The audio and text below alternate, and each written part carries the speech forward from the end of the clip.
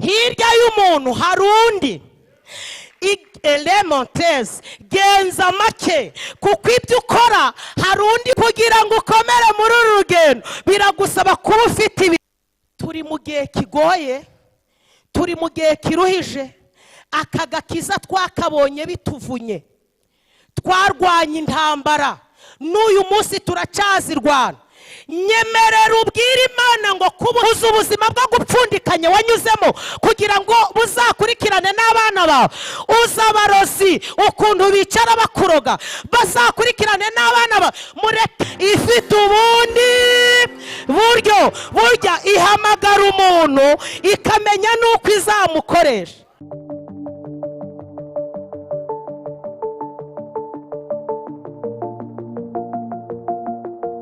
Reka dusome ijambo ry'Imana. Imana ishize ku mutima, Imana yampaye ngo mbazanire. Turarisanga mu gitabo cya Yosuwa ibice 6 umurongo wa 26. Igitabo cya Yosuwa turasoma ibice 6 umurongo wa 26. Hari ijambo rivuze ngo icyo gihe Yosuwa arabihanangiriza, arahira ati, umuntu uzahaguruka akajya kubaka uyu mudugudu Yeriko avumwe imbere y'Uwiteka. Igihe azubaka urufatiro rwaho azapfusha imfura ye, n'igihe azahatera inzugi z'amarembo azapfusha umwererezi we. Nuko Uwiteka yabanaga na Yosuwa, kandi arogera byamamara mu bihugu byose. Twihute dusome aha mu gitabo cya mbere cy'Abami. Igitabo cya mbere cy'Abami turasoma ibice 16 umurongo wa 34. Haranditse ngo ku ngoma ya Ahabu Hiyeri w'i Beteli yubaka Yeriko. Igihe yubakaga urufatiro apfusha umwana w'imfura witwaga Biramu. Ashinze ibikingi by'amarembo apfusha umwererezi witwaga Segubu, kuko Uwiteka yari yaravuze abivuye mu kanwa ka Yosuwa mwene Nuni. Mwakire neza ijambo ry'Imana. Imana impaye ijambo mbazaniye. Iri jambo rifite insanganyamatsiko igira iti Yeriko ntizongere. Reka nongere nsubiremo. Ijambo Imana impaye kubaganiriza riragira riti Yeriko ntizongere. Yesu ashimwe. Izi ni inkuru z'Abisiraheli. Ndabibutsa ko Abisiraheli bambutse kabiri. Ubwa mbere bambutse inyanja itukura bayobowe n'umugabo witwa Mose. Ubwa kabiri bambutse Yorodani bayobowe n'umugabo witwa Yosuwa. Hanyuma aha ni igihe bari bayobowe na Yosuwa. Ndashimira Imana ihagarara ku ijambo ryose risohotse mu kanwa k'umukiranutsi. Ziko mutanyumvise di. Nari mvuze ngo ndashimira Imana ihagarara ku ijambo ryose risohotse mu kanwa k'umukiranutsi. Uyu mukiranutsi nashaka bari mugufi, cyangwa se ari muremure, cyangwa atunze cyangwa se adatunze, kuba kiranuka birahagije. Imana igahagarara ku ijambo risohotse mu kanwa ke. Mwakomera Imana yacu amashyi. Imana ihagarara ku ijambo risohotse mu kanwa k'umukiranutsi. Iherutse guhagarara ku ijambo ryari risohotse mu kanwa k'umugabo witwa Eliya. Uyu Eliya igihe ngo Ahabu yari ayoboye Abisiraheli, yimuye Imana, yimika ibigirwamana, afata abahanuzi b'Imana arabica, abandi barahunga.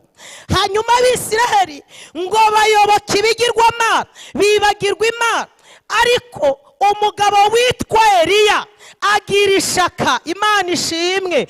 Ahagurukana ishaka, aragenda asanga Ahabu atanabajije Imana, aravuga ngo kuba nkiranuka gusa birahagije. Aragenda asanga Ahabu, aramubwira ngo aha naho Imana yagukuye n'icyizere yakugiriye ikaguha kuyobora Abisiraheli, uhangara wimurima wimika ibigirwama. Ahabu we, ndababaye kandi ndategetse imvura ntizigera igwa.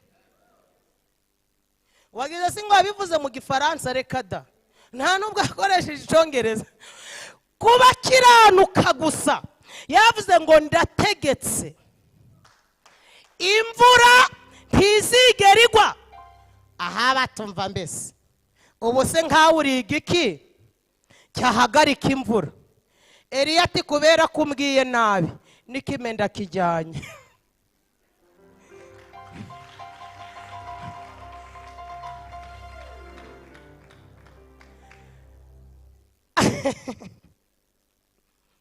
Narimvuze ngo Imana ihagarara ku ijambo ryose risohotse mu kanwa k'umukiranutsi.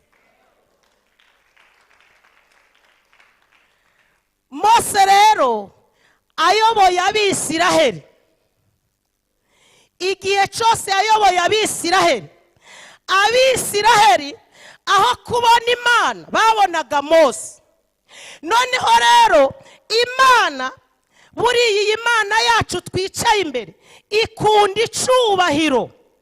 Yewe nubwo abantu bakiyambura, ubwayo iriyaranje ikacishakira. Siko mutanyumvise di? Iyi Imana yacu ikunda icubahiro, nubwo abantu bashaka kukiyambura iriyaranja. Imana ishimwe, y'ubwayo ikacishakira. Mose yayoboye Abisiraheli, umva, Imana yabonye Abisiraheli aho kubona imirimo ibakorera, ahubwo ngo ikabona bari kubona Mose kuruta uko babona Imana. Umunsi umwe rero Imana izamukana na Mose ku musozi, igezeyo iramwiyicira, irangije inaramwishingurira, yewe ngo n'igituro iragihisha. Abantu kubera ko bari bamaze kumenyera ko bayobowe na Mose, ko batayobowe na Mose nta wundi wabayobora, ariko ngo Imana yari yarabwiye Mose ngo niyimike uwitwa Yosuwa amurambikeho ibiganza. Abisirayeli bamaze kumenya ko Mose apfuye, si ukurira ngo bararira, Bibiliya ivuga ngo bamaze iminsi 30 bari kureba bati ubu ko Mose apfuye koko tuzayoborwa nande? Na Yosuwa bimikishije amavuta atangira kwata ninde uzatuyobora. Ariko ndashimira burya hirya y'umuntu hari undi. Elementez genza make, kuko ibyo ukora hari undi waza agakora ibiruta ibyo ukora. Mu yandi magambo, umwanya wawe ufate neza, kuko hirya y'umuntu haba hicaye undi. Bose ngo bari kurira, bose bari kurira, Imana ivugana na Yosuwa. Yabwiye iti Yosuwa, nawe uri guhangara ukarira, ni wowe ugiye kuyobora Abisiraheli. Yosuwa ati Imana, Abisiraheli ntabashobora gute? Imana amubwira ngo nta muntu n'umwe wabasha kuguhagarara imbere. Iramubwira ngo uko nabanaga na Mose niko nzabana nawe. Yosuwa ati kingo ni Mose se yajyanye, ubu nzabayobozi iki? Imana ibwira Yosuwa ngo aho muzakandagira hose nzahabaha. Mu yandi magambo, Mose yakoreshaga imbaraga zo mu kuboko, Imana ihamagaye Yosuwa ikoresha ubundi buryo, iramubwira ngo wowe uzajya ukoresha izo mu kuguru. Turashimira Iyera ifite ubundi buryo, burya ihamagara umuntu ikamenya nuko izamukoresha. Burya ntabwo ihamagara abanyembaraga, ahubwo ikomeza abo yahamagaye.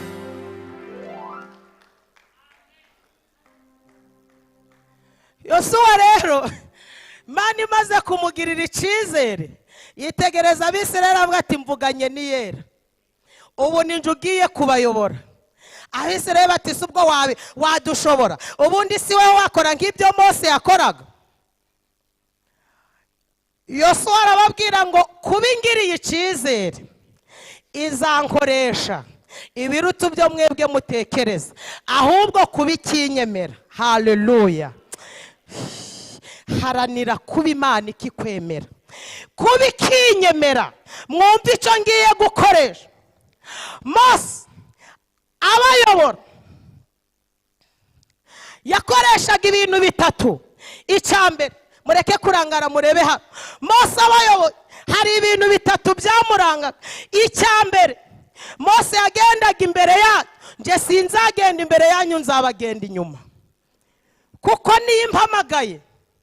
Icya kabiri, Mose yabayobozaga inkoni, ngewe nzabayoboza inkota.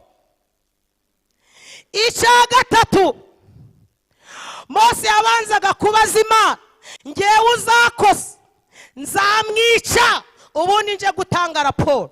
Abisiraheli bahita bahinda umushitsi, bavuga bati kuva ari imuhamagaye dukwiye kumwubaha. Ndashimira Imana ihagarara ku muntu yahamagaye. Reka aka kantu ngasubiremo. Ndashimira Imana ihagarara ku muntu yahamagaye. Hanyuma rero Imana ibana na Yosuwa, bageze kuri Yorodani. Imana ibwira Yosuwa ngo ndacyari kumwe nawe. Yosuwa we, iyi ni Yorodani, ariko Yorodani si ikibazo, igikuru ni nge waguhamagaye. Ndagutangariza ko ibikuri imbere atari ikibazo, igikuru ni Imana mwahagurukanye. Muvuge ngo amen. Ibwira Yosuwa ngo Yosuwa, kubera ko imbaraga ugiye gukoresha ziri mu kuguru, mbwirira abatamu bahetse isanduku nibo barabanziriza abandi muri Yorodani, kandi bakimara gukandagira muri Yorodani, ndabatangariza ko burya Yorodani ni ikigeragezo kitarangira. Ariko ndashimira Iyera, ntabwo ibigeragezo bikuraho umugambi w'Imana. Umugambi w'Imana uremeye kuruta ibigeragezo. Niko Yosuwa yababwiye, arababwira ngo iye iravuze ngo abatambyi nibabanze muri Yorodani, ngo baterera bakirambika ibirenge muri Yorodani, amazi ya Yorodani ngo aribwiriza yigabanyamo kabiri. Hanyuma Imana ibwira Yosuwa, iramubwira ngo toranya abagabo 12 ubu babamanuke muri Yorodani batora amabuye. Umva Imana yacu. Yosuwa ati nuko nibamara gutora amabuye, Imana ibwira Yosuwa ngo kera ubwo abana babo bazajya babaza ngo mbese aya mabuye nayiki, bazajya bababwira ngo kera Imana ishimwe amazi ya Yorodani yacitsemo kabiri, hanyuma turambuka. Bivuze ngo iki? Aya mabuye byari ibihamya. Kugira ngo ukomere muri uru rugendo biragusaba kuba ufite ibihamya. Burya ubuhamya buryoha bugeretseho ibihamya. Muvuge ngo amena. Muvuge ngo amena. Yosuwa, Imana amubwira ngo abo baratoragura ayo mabuye, ubambwirire ngo kera ubwo abana babo bazajya bababaza, nshuti yanjye dufite ibihamya byatuma dukomera nubwo abantu bataduhanurira. Ufite icyo wabwira umuryango wawe ukawubwira ngo na kera. Haleluya. Imana yigeze indengera esinen, ubundi kugira ngo wizere Imana uyirebera mu byo yakoze. Wishakira Imana mu byo itari yakora, yirebere mu byo yakoze. Imana ibwira Yosuwa ngo bamwire ngo kera ubwo adepasi, ubwo abana bawe bazajya bababaza ngo mbese aya mabuye ni ayiki, bazajya bababwira ko Imana yigaragaje kuri Yorodani, amazi ya asopira, amazi ya Yorodani agacikamo.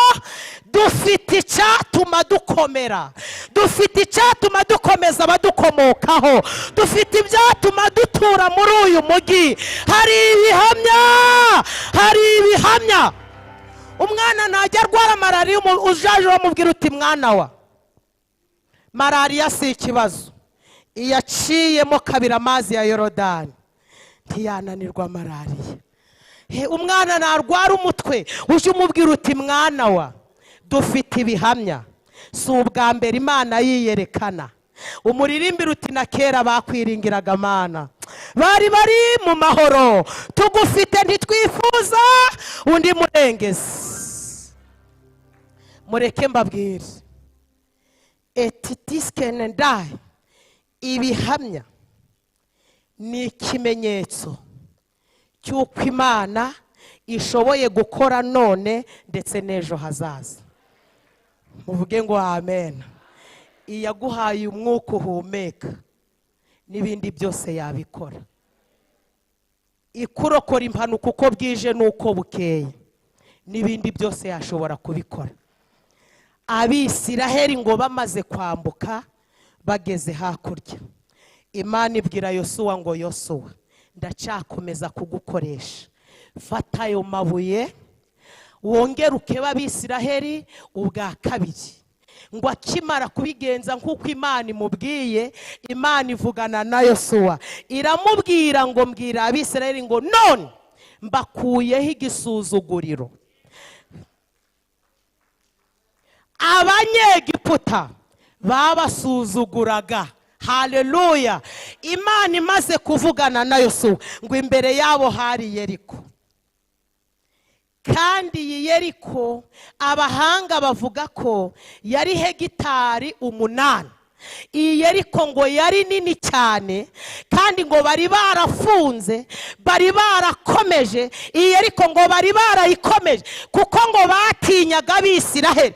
Nta kindi gitumye shitani akurwanya, ari gutinya icyo Imana yakuvuzeho. Burya muri bimwe biteye ubwoba shitani abazi icyo Imana yatuvuzeho bikamutera kugira umujinya akaturwanya.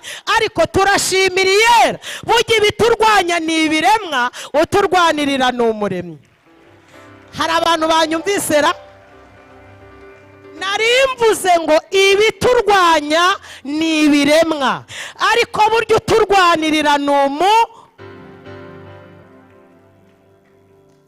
Hanyuma rero imbere yabo ngo hari Yeriko. Ariko ndashimira Imana. Imana burya ishobora kutabana nawe mu kigeragezo, ikaja guhagarara aho kiri bukwicire. Ntabwo munyumvise di?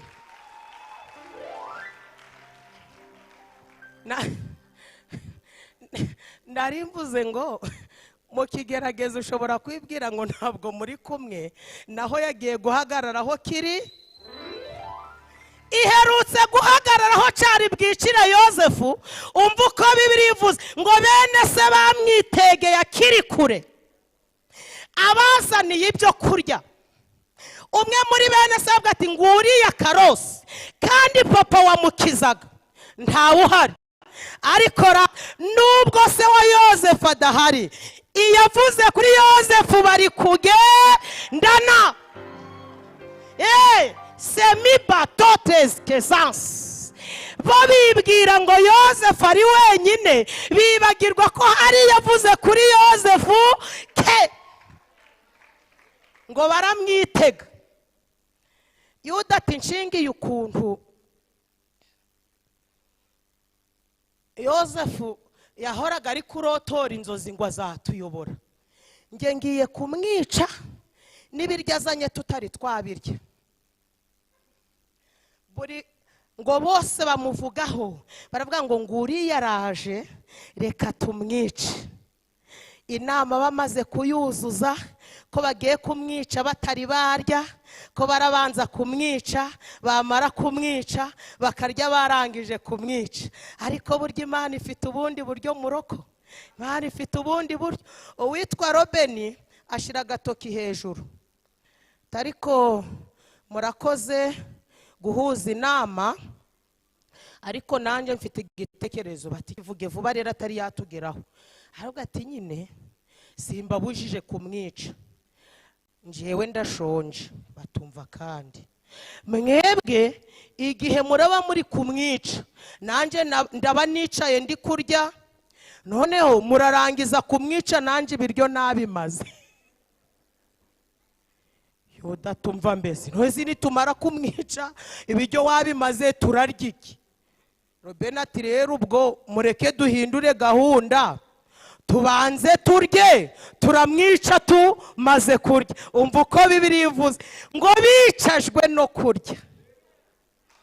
Ndafashijwe, bicajwe no kurya. Uzi ko bicajwe no kurya tukabyara?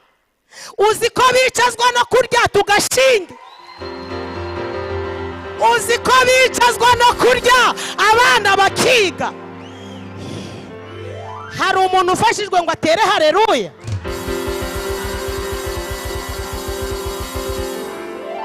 Uzi ko bicazwa no kurya abana bawe bakiga? Uzi ko bicazwa no kurya ukubaka rugakomera? Baravuze ngo ntabwo uzubaka, baravuze ngo ntuzashaka, baravuze ngo ntuzabya. Turashimira Imana, bicazwa no kurya Imana ikadutabara. Wagize ngo barangije kurya se baramwica guteze? Ubutabazi bwari bwabonetse. Naringize ngo nkubwire ngo humura, humura, iyakoze bya bindi n'uyu munsi iracyashoboye gukora. Iyaguhaye agaciro barakakwambuye, yavuze ngo abavuze ngo uzagwa ku gasi, Imana ikakuzana muri uyu mugi. Havuze ngo uzapfa ntacyo wimariye, uyu munsi ukaba uri kugaburira abandi. Naringize ngo nkubwire ngo humura, yeriko ntizongera. Muri aho iminota wambaye buriya ntabwo irangiye we, muracafashwa se? Ariko n'ubundi aho gutinda mu bitaro watinda mu rusengero.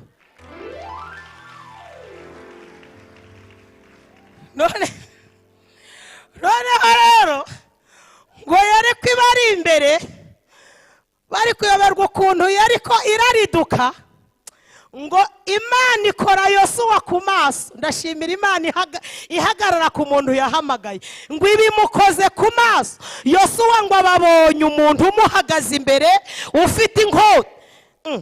Yosuwa ngo agira ubwoba, aravuga ati niko uri uwo mu bacu cyangwa uri uwo mu babisha bacu?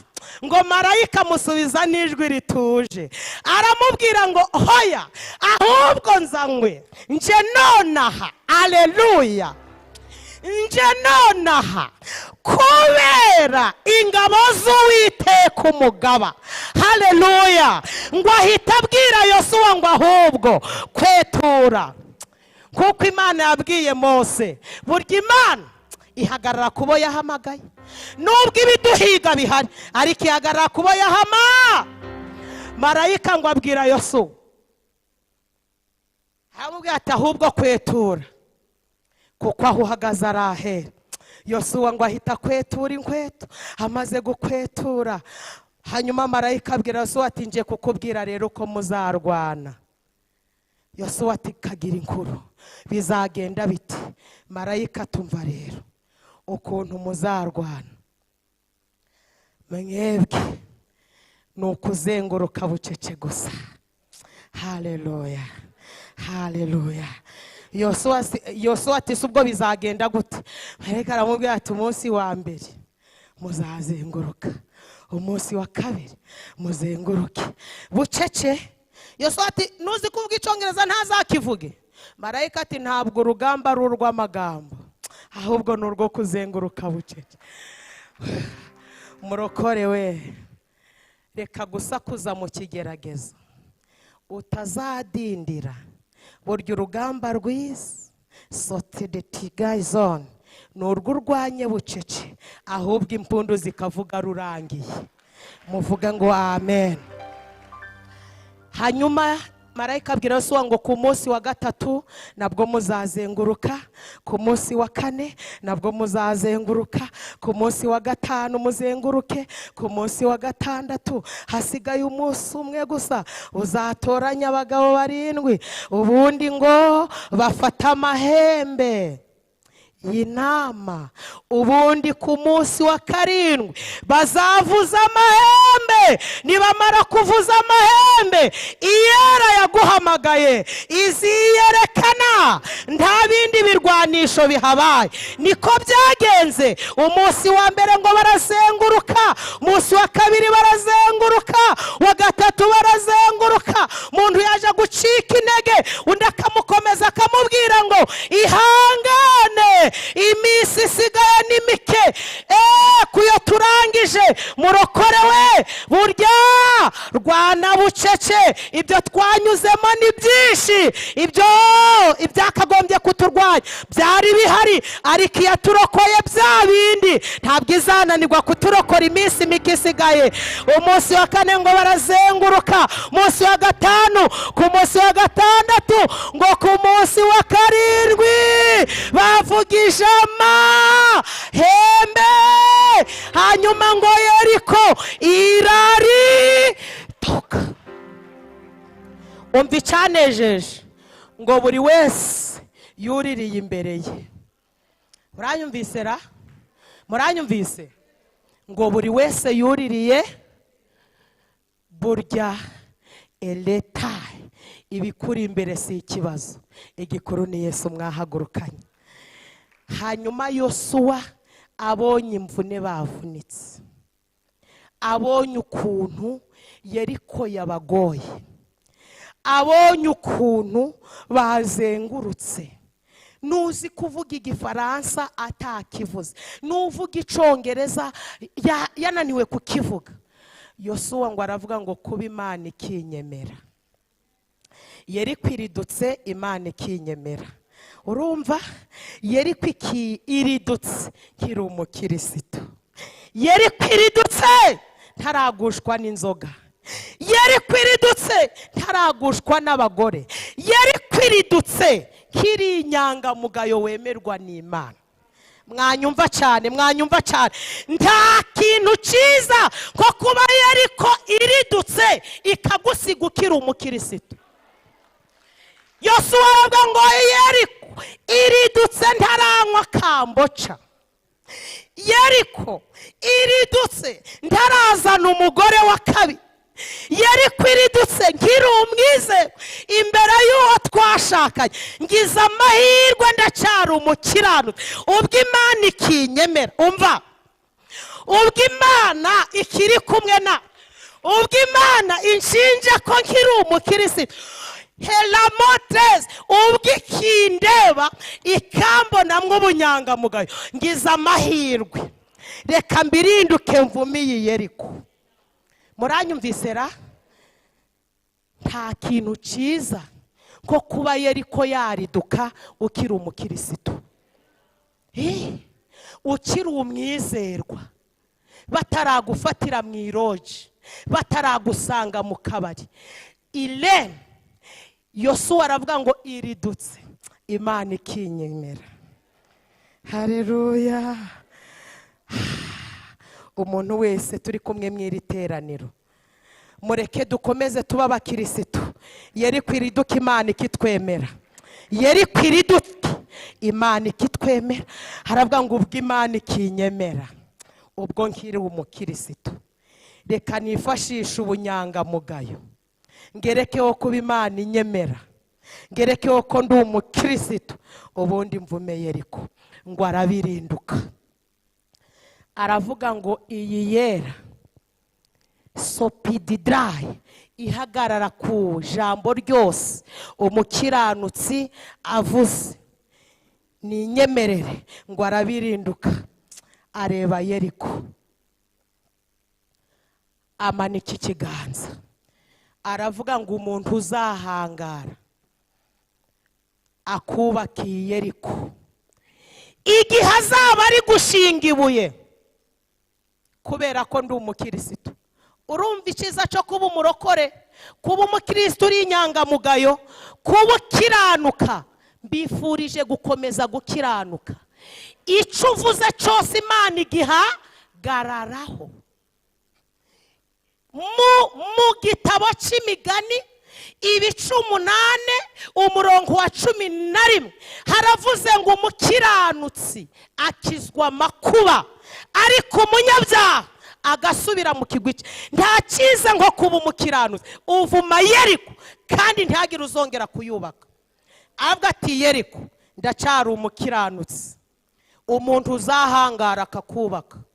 Nkurikije ukuntu tuzengurutse ibirenge bikabyimba, nkurikije ukuntu twiyusha kuye, nkurikije ukuntu amagambo yashize tukaba ibiragi, umuntu uzahangara kongera kubaka iyi Yeriko azapfushe imfura ye. Igihe azaba ari gukinga azapfushe bucura. Twasomye ngo niko Uwiteka yabanaga na Yosuwa kandi aramamara. Noneho Yosuwa amaze kuyivuma, reba hano, amaze kuvuma Yeriko, murokore, turi mu gihe kigoye, turi mu gihe kiruhije. Aka gakiza twakabonye bituvunye, twarwanye intambara, n'uyu munsi turacyazirwana. Nyemerera ubwire Imana ngo kuba ukinyemera, mbabarira mvume Yeriko ntizongere. Uzi imyuka mibi yo mu miryango ikugendagendaho kugira ngo izagendagende no ku bana bawe. Uzi ubuzima bwo gupfundikanya wanyuzemo kugira ngo buzakurikirane n'abana bawe. Uzi abarozi ukuntu bicara bakuroga bazakurikirane n'abana bawe. Mureke tubwire Yeriko ngo ntizongere. Uzi ukuntu birirwa bakurogera ubucuruzi, uzi ukuntu birirwa bavuga ngo ntuzatera imbere, uzi ukuntu bajya muri Kongo ngo bakuroga utoragura amashashi, kubera ko twagize amahirwe tukaba turi imbere y'Imana ishobora byose. Mureke tuyibwire ngo kuko tugikiranuka turashaka kuvuma Yeriko, turashaka kuvuma Yeriko ntizongere. Subiza amaso inyuma ureba amateka y'ubuzima bwawe, reba intambara warwanye, reba imvune wahuye nazo. Mureke kubera ko Imana ikitwemera tuvuge ngo Yeriko ntizongere. Uwo muri kumwe mundebere mu maso mumbwire ngo nukuri Yeriko ntizongere.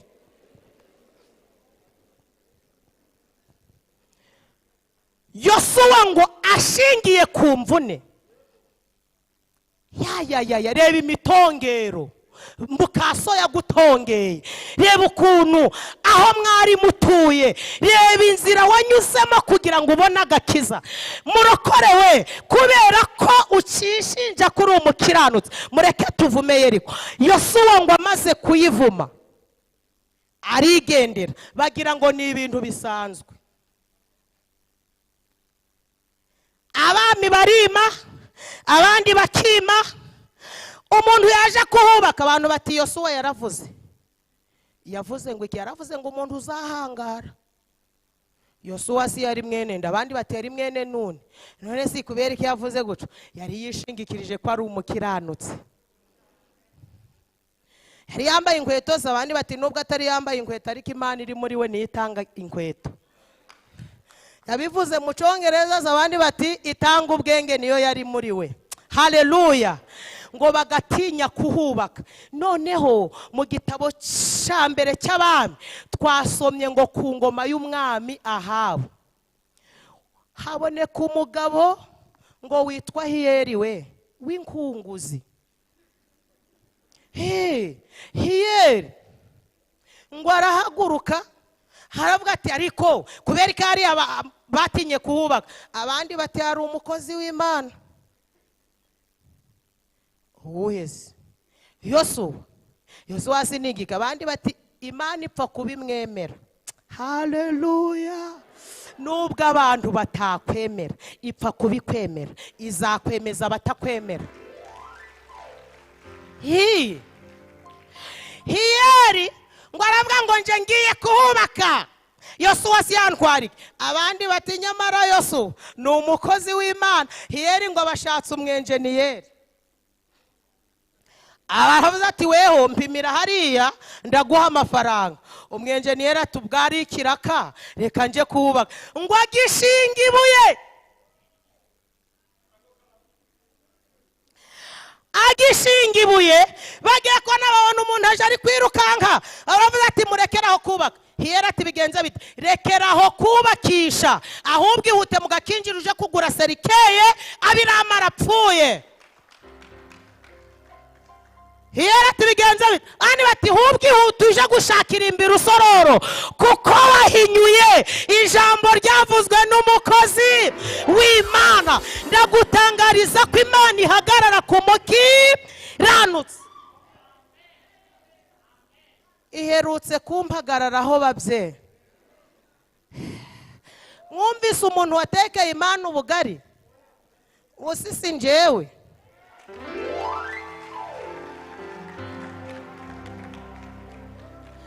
Mwumvise umuntu wimuye umurozi, igipangu umurozi yari atuyemo, uyu munsi akaba hatuyemo umuhanuzi. Ubu sisi njyewe.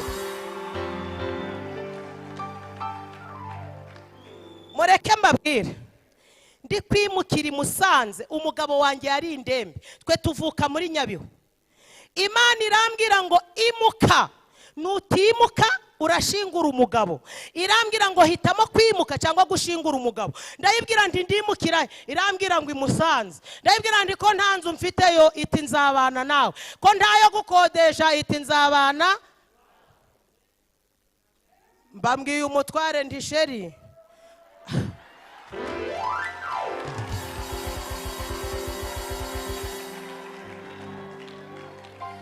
Mbambwiye umutware ndi sheri. Ati shu.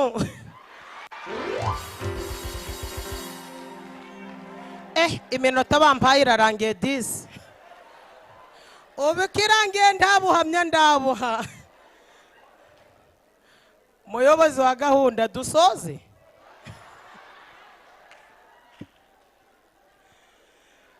Noneho rata mureke mbabwire reka mbinyuremo vuba vuba. Noneho umutwara namubwira ndi twimuka, ati tuje ndi Musanze. Ati si kubereka ndi nyine Imana ambwiye ngo nimpitemo kugushingura cyangwa kwimuka. Avuga ati tugende. Umva turagenda dutega twegerane, dushorera abana, tugeze mu mugi Musanze, duhagarara muri gare. Ntabwo narinze aho ndajya. Igihe mpagaze ngiye kona mbona umugabo twasenganye muri groupe araje ati mama bara ko muri hano muri gare ntitwimutse. Atubwa Imana yabahaye inzu nihabwa icubahiro ntoya. None si murakodesha? Ndi ntayo gukodesha. None waje kugira ute? Buriya rero umuntu uri mu muhamagaro abera ikibazo batarahamagawe. Buriya umuntu uzi yaja abatahazi bibwira ko yayobye. Arambwira ati subwo uyu mugabo se n'uwawe ni ko yarembye guca ndi yararwaye nyine. Nose ubu wimukiye ndi ni hani Musanze. Ati hano muri gare si ndi Imana iri yaranje. Aranse karangije aragenda. Amaze kugenda numvijwe. Abumvishijwe haleluya. Ijwi rirambwira ngo mwana wa nubwo agusetse niwe ndakoresha aragukodeshereza. Noneho ngiye kubona mbona araje ati mama bara ati nanje numvishijwe. Ntiwumvishe iki? Ati numvi ati Imana irantegetse ngo ngukodeshereza amezi 3. Nanjye mba namubwiye ndi amina gira vuba amena. Abaragiye ashatse inzu hariya mu mugirero kubona inzu ntibyoroshe. Abageze mu rugo rumwe rw'umugabo w'umusilamu hariya mwibereshi. Ahageze abaje umugabo aramubwira ati iyi nzu irakodeshwa, abadukodeshereje amezi 3. Naho aho hadukodeshereje nyiri gipangu ni umurozi wo mu rwego rwo hejuru. Harangije afata imodoka araje aradushikira atugejeje aho ngaho. Aravuga ati rero nishyuye amezi 3, nyuma y'amezi 3 Imana izikorera ikindi gitangaza. Hanyuma mpamaze iminsi mike ngiye ko nambona umumama araje ati niko hano urahazi? ntabwo mpazi. Nyiriki gipangu uramuzi? Mbonaga ari umusaza wambaye ingofero y'abasilamu. Ati ni umurozi wo mu rwego rwo hejuru. Ati hano nta muntu uhamara ukwezi, iyo uhatinze, iyo udapfuye urapfusha. Ati none se wahimuka? Ndamubwira nti none nakwimukira hese? Ati rero gerageza uhave, nutahava uzapfa. Ndamubwira nti ntabwo nzapfa ahubwo ndasenga. Ati ko n'abasenga birukanaga. Mani guha umugisha mwinshi. Haleluya. Ati n'abasenga arabirukana. Hanyuma amaze kubimbwira, reka mbabwire, Imana yo kabyara ihagarara ku bakiranutse. Saa 9 nafashe amasengesho ndasenga, numva ijwi irambwiye ngo sohoka. Ndasohoka nzenguruka igipangu, ndazenguruka, ngiye kumva numva umusaza avugisha induru. Imana irambwira ngo senga kuko uri gusenya ubwami bwa Satani. Ndasenga, ngiye kumva numva umusaza arabiye nkaho bari kumuniga. Imana irambwira ngo mwana wa, ndagushimiye kuko zibyananiye abandi. Urarwanye kandi uranesheje, genda uje kuryama. Ndagenda ndaryama. Imana irambwira ngo ariko kare mu gitondo araza kukuramutsa uwo musaza. Ntabwo ari ukugusuhuza ahubwo araza kukuroga. Ntumuhe umukono ahubwo umupepere. Iyi Mana twicaye imbere, iyi Mana twicaye imbere. Kare nagiye kumva numva umusaza arakomanza. Naragenda mukingurira, yihutira kuma umukono. Ati waramutse mada? Ati mwaramutse. Ati mada? Ati waramutse? Nti mwaramutse. Ati niko mada? Ati kutari kumva umukono? Nti Mana yambujije. Ati niko mada? Ati ntabwo uri umurozi? Nti oya ahubwo ndi umuhanuzi.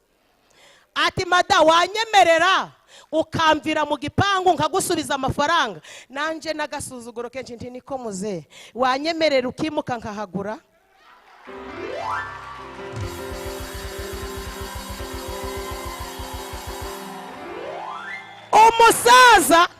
Umusaza umujinya uramurya.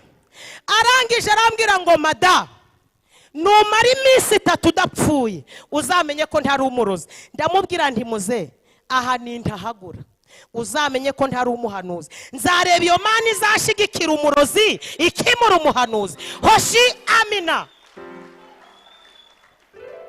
Hanyuma umusaza umujinya waramuriye, nanje nja mu nzu. Umutwara ati niko sheri, nanje ntishu. Ati kuhangaye ugatongana n'umurozi nakwica biragena. Ndamubwira nti nta munyamumaro upfa mbere yo gupfa. Uwo muri kumwe murebe mu maso mubwire ngo nta munyamumaro upfa mbere yo gupfa.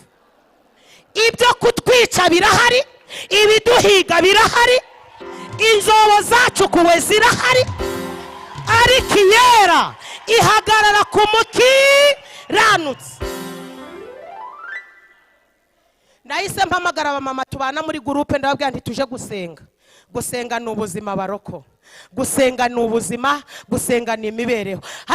Ndababwira nti muze tuje gusenga. Twaragiye tuja mu mazi ibyumba, tugikandagira mu mazi, mbona umugabo usanzwe afite Bibiliya yaraturutse mu mugi ibyumba. Araza aravuga ati mwabadamu mwe, ati weho hagati munini. Buraro no kuba munini ni byiza, ugaragaraga mbere. Agati wowe, ati ngwino, mbamvuye mu mazi. Ati Mana irambwiye ngo ibyifuzo wazanye yabisubije.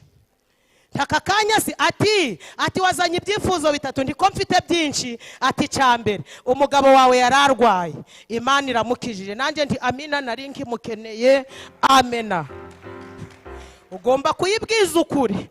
Ati cya kabiri mufite ideni ryabananiye, Imana iraryishuye. Ntamina. Ati cya gatatu ahantu ukodesheje nyiri gipangu yakubwiye nabi, si weho wababaye, hababaye Imana yaguhamagaye.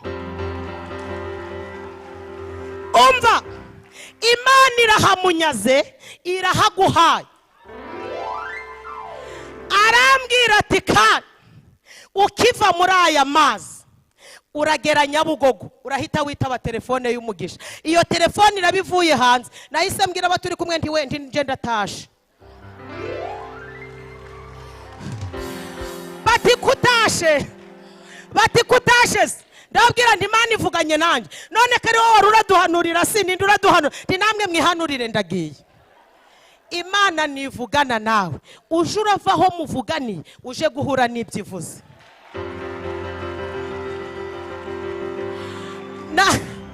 Nambaye inkweto vuba vuba ndagenda ngeze Nyabugogo barokora Imana irahari, Imana iravuga. Kigera Nyabugogo numvise telefone yanje isonye, nararebye mbona ni telefone ni nimero yo hanze, nitabanye ifiyeri ku muntu wavuganye n'Imana. Ndi alo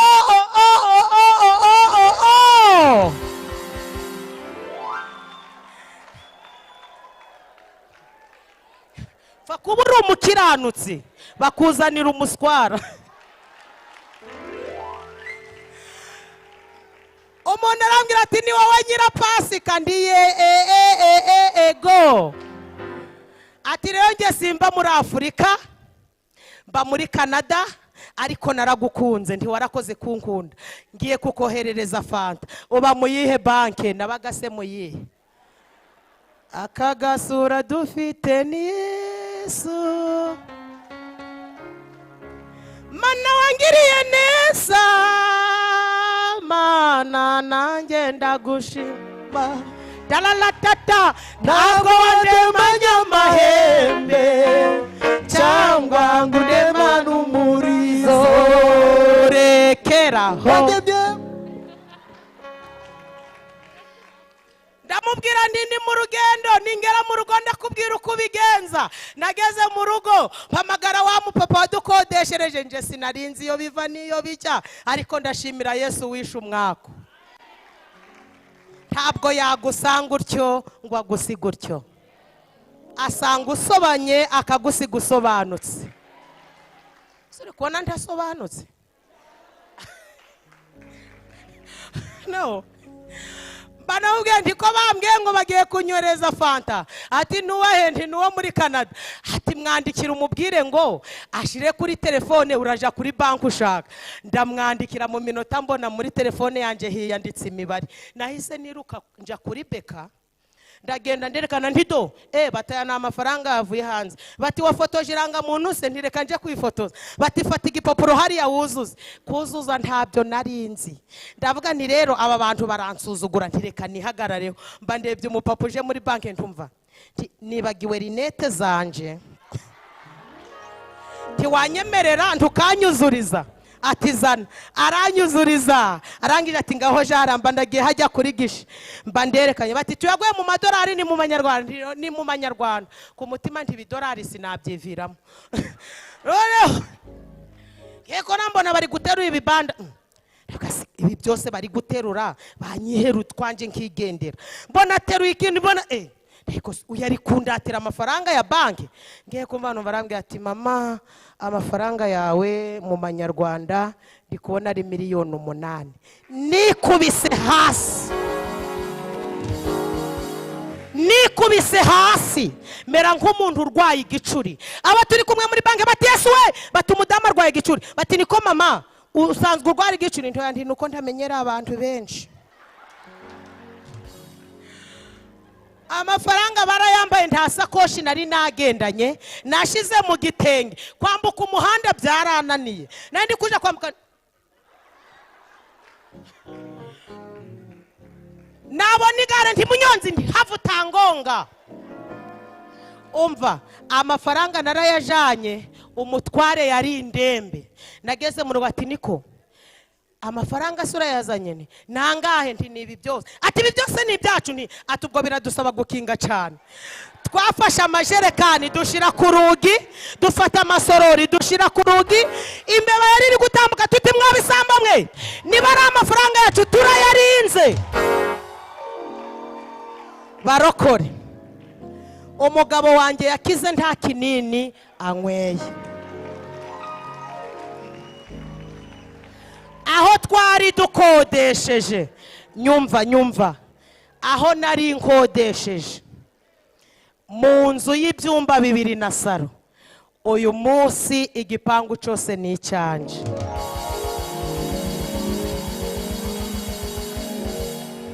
Imana yimuye umurozi, uyu munsi yatuje umuhanuzi. Tuye hariya mwibereshi imusanze, uzaza uzareba ibitangaza by'Imana. uwari ukodesheje uyu munsi ni nyiri igipangu. Haleluya. Uzi ko mwarambiwe. Hanyuma rero umuyobozi yari yansabye ko mbabwira ukuntu nabyaye umwana wabanaga n'inyamaswa. Ntabwo mwakwihangana ahubwo tugasenga nkazagaruka. Mureke mbabwire, ndabizi mwankunze kandi nanjye nabakunze. No kubahiriza gahunda ni byiza. Ni ingaruka. Nzababwira ukuntu natekeye Imana ubugari, nzababwira ukuntu nabyaye uwo mwana wabanaga n'inyamaswa n'ibindi byose. Ngira ubuhamya bwinshi. Imana yankuye ahantu habi, papa yari umupfumu. Uyu munsi ahari ubupfumu hicaye umwuka wera. Hanyuma Hiyeri bari gushinga ibuye, intumwa irazi tigenda ugure serikeyi. Hiyeri ati byagenze gute? Bati witubaza ahubwo genda uje kugurira irusororo kuko washenye ibyo umukozi w'Imana yavuze. Hiyeri aja gushingura, avuye gushingura ntiyanyugwa, arongera ngo azana ibyugi ashaka kuhakinga. Dufite umwanya muto. Gukinga bisobanuye byagera nijoro, kuko gukinga ni ugufata ubuzima bwawe ntiburenge aho bwari buri. Mbese ni ukuvuga ngo niba ufite inzu imwe ni ugukorotira ntuzagire iya kabiri. Niba ufite umwana umwe ni ukuvuga ngo Hiyeri abashaka kutabyara uwa kabiri. Niba ufite 10,000, Hiyeri ntashaka kugira 20. Mbese guhagarikira ubuzima bwawe aho bwari buri. Ngo azanye ibyugi ngo akinge, azanye inzugi ngo akinge. Imana Yosuwa yasenze. Haleluya. Imana ihagarara ku mukiranutsi. Ngo igihe bari gukinga, intumwa irazi iti murekeraho gukinga. Byagenze gute? Na Segubu nawe arapfuye. Twasomye ngo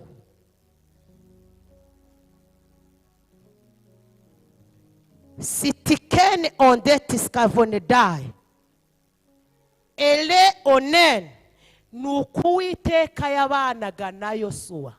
Abahanga bavuga ko na magingo aya Yeriko ntabwo yongeye kubakwa. Hombeka amaso yawe, hombeka amaso. Reba inzira y'ibizigu wanyuzemo, reba intambara umaze igihe urwana, reba imisozi umaze igihe uzamuka.